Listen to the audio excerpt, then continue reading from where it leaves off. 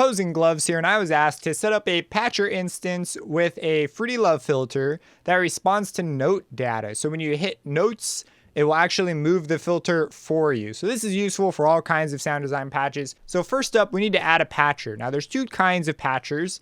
There's an effect patcher and there's a synth patcher. The synth patcher is a little more straightforward, so we're going to start with that one, and then we're going to set up an effect patcher after. So we're going to go and add a patcher. So here you go. Next up, we need a sound source for to run through our filter, right? So we're going to add our synth. I'm going to add an instance of Harmer, and I'm hitting F8 to open up the plugin picker. So, okay, cool. We've got here a Harmer, and it's going out to FL Studio, and this is a MIDI channel. So it's open to MIDI channel. It's going to talk over that. Super duper. Now what we're going to do is we're going to add a Fruity Love filter. And we're going to stick this in the middle, like so. Take that off. So now Harmer goes into the Fruity Love filter, goes out to FL Studio.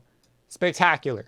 Except for we want it to control things by keys. So we're gonna come in here and we want to say, okay, well, we need knobs to move when they receive note information. So to tell it to knobs to receive note information, you right click on a knob and you can go to activate. And this will add a dot for that knob. And if you even right click on it and go to the inputs parameters, you'll get this big list of everything. If you want, you could check them here. You can see cutoff frequency has a check next to it. So it is that dot that we're seeing if you want to see what your dots are. So all right, we've got that, but now we need to send the data directly to this. So to do that, there is a nifty utility called the Fruity Envelope Controller. So this is the Fruity Envelope Controller. Notice that it stole some stuff from the output that FL has. It's the MIDI channel. So it's going to be getting those MIDI notes, and this is going to generate stuff. So it could generate an envelope, and then if you come in here, you've got all these options. One of them is a keyboard mapping. So we're going to be using this. So we're going to first, we've got 8 of these articulators. It can do the 8 different things when it receives a note. It's freaking awesome. So we need to tell it to send one of these out. So we're going to go to Outputs, Controls, and we want to send out the first articulator. We could get to all of them. We can have more than one at the same time. Just the first one. It's a red dot, meaning this is an event signal. And we could send this, boom, to the Fruity Love filter so that it'll move this knob. Now, when I play a note right now, you see that it's moving the filter up and down for me, but that isn't, it's responding to the notes, but it's actually this envelope here. It turns on and off when we push a note now. When we put it, you can see it moving through. So I'm going to go ahead and turn this off. And also on the Harmer, to keep it simple, I'm going to set up a default patch. Beautiful. Now what we want is we want this to send out a keyboard mapping instead. So I turned off the envelope. If you leave it on, you can tell it's on because it'll have this triangle next to it. So if you notice multiple things are on, they'll have these triangles.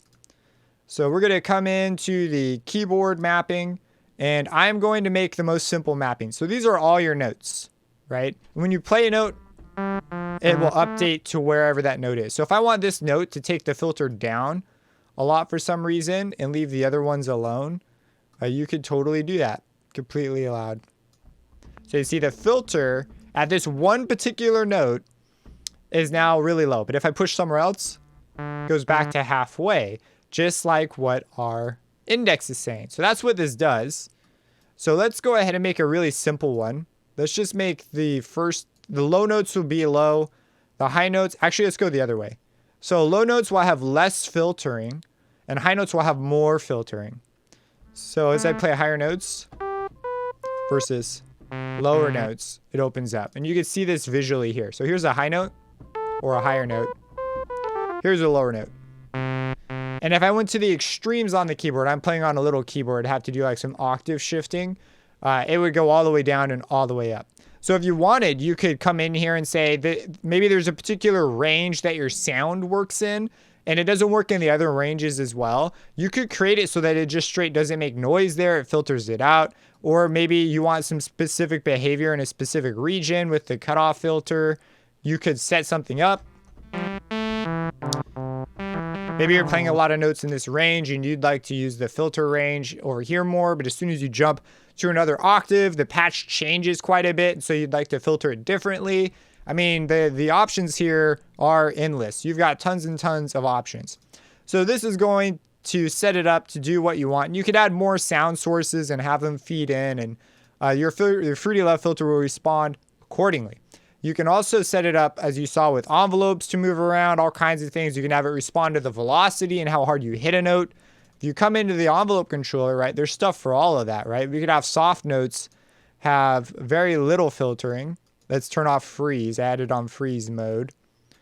And let's go to the just grab it mode.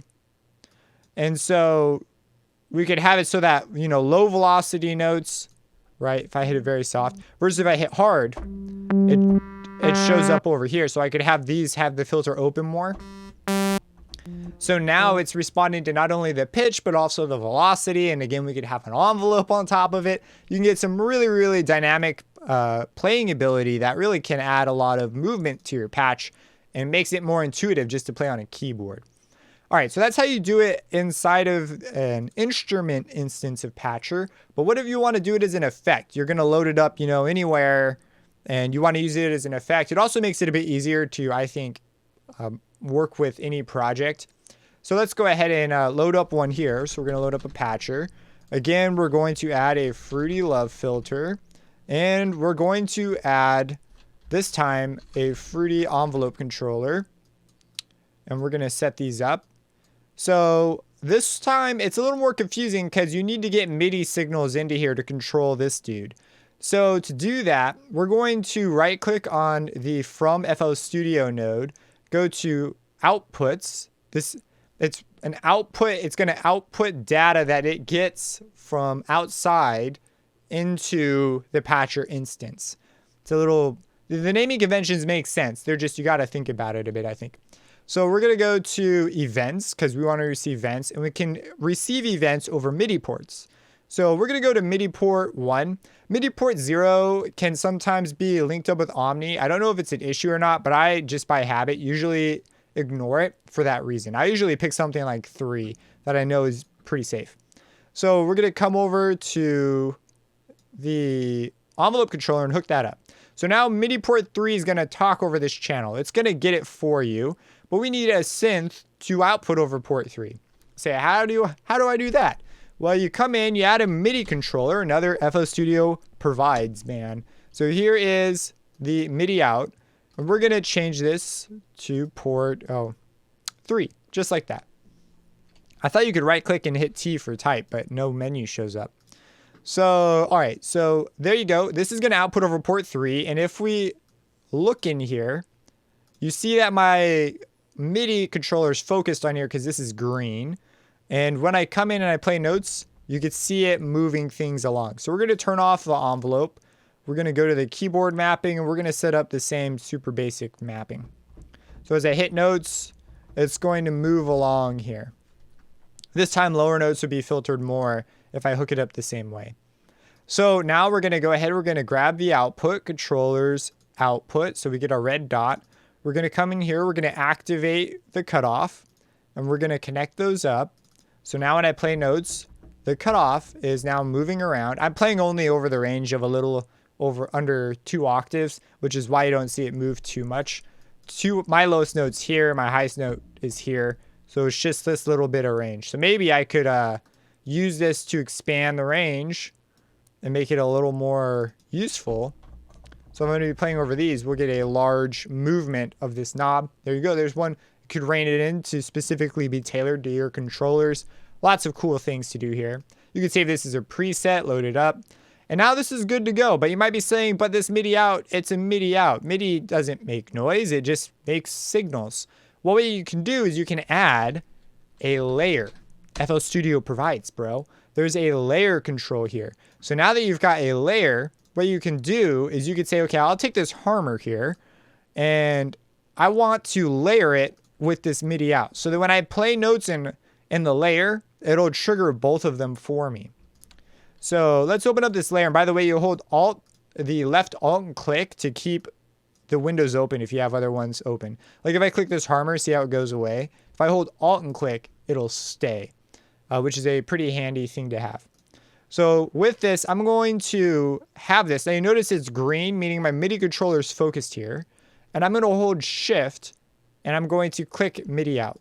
And it also turns green. So with both of these selected, these are the channels I've got selected. I can go to Set Children. So with Set Children selected, just click on your layer. And now when you play notes here, notice that it triggers here and here. You can see the lights flashing. Which means, and you can see in here the note, these are moving. So it's getting the audio information, which this is on the master channel, which is why you can hear it. So remember, if I had this on some other channel, in order for the harmonic to go through it, it'd have to be on the same channel a harmonic is going through. So in this case, channel 25. But you can see it's moving, and then as I play low notes, or on this keyboard, the lower note on my keyboard, it'll be filtered more, and as I play a higher note, it's not filtered at all. So we've essentially set up a form of key tracking, but you could do lots of other cool things. We could have some sort of a V. Maybe there's a particular resonancy note that sometimes happens, especially in drum synthesis. You could come in here and tailor it and still have some sort of a pitch profile. I mean, there is a lot of uses for something like this. And of course, this is just the beginning. This is with a Fruity Love filter. You could do this with anything. You could set this up to control any plugin via note data. And you could give it more complicated behavior. You could add an element of randomness. I mean, it really is sort of an endless pit when it comes to creative possibilities. So that's how you set this up. That's how you do it, both as a effect and as an instrument. So if you wanted to add instruments, you would just add them to your layer. Or if you're using the instrument instance, you would just add them to the patch. The advantage here is you can save it, and now you've got your whole patch saved with the instruments and everything. But if you save this here, this is a lot more sort of multi-purpose. So you could save it. It could be tailored maybe to a specific controller instead, more sort of hardware focused. And you could open this up in a patch. You'd come in, you'd save the preset as, and then you'd open this up in your patch, add a layer, give it the port, and then you could add whatever synths are in there. Very easy to add to projects after the fact, where this one might be a little bit more of a thing that you do while you're creating something. So there's sort of two different angles with the approaches. If you have any questions about this, feel free to let me know. There are links down below to all sorts of audio deals currently going on. Feel free to check those out. That helps support the channel. Subscribe and hit that bell icon, and have a blessed day.